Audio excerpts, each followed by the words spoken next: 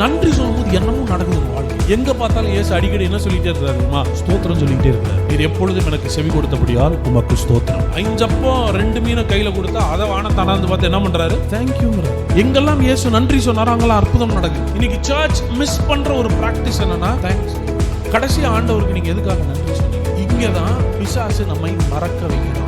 அவ்வளவு பெரிய வண்டியை தூக்கிட்டு போய் நான் ஒளி வைக்க முடியாது, ஆனா சாவியை தூக்கிட்டு போயிட்டானா நீ என்ன பண்ண முடியாது? உங்க வாழ்க்கையில கர்த்தர் வச்சிருக்கிற ஆசீர்வாதம் பிசாசு திருட முடியாது. ஆனா இந்த மாதிரி சின்ன சின்ன சாவியை திருடுறாங்க. கர்த்தர் செய்த நன்மைகளை மறக்க வைக்கும். அந்த டைம்ல இமோஷனலா செலிப்ரேட் பண்றோம், பட் we forget. 5 வயசுல அம்மா திட்டினது இன்னும் மறந்துருக்காரு, ஆனா நேத்து நடந்த நன்மை இன்னைக்கு மறந்துடுவாங்க. அப்படின்னா நம்ம மறக்கக்கூடிய ஆட்கள் கிடையாது, அதை முக்கியத்துவப்படுத்தாதனால மறந்துடுறோம். உன்னை எகிப்திலிருந்து விடுதலையாக்கின விதத்தையும் உனக்காக செங்கடலை புலங்களையும் அவர்கள் மறந்தார்கள் அப்படின்னு போட்டு நான் சொல்றேன். இந்த 2025 கர்த்தர் செஞ்சதை ஞாபகத்தை கொண்டு வர முடியுமா?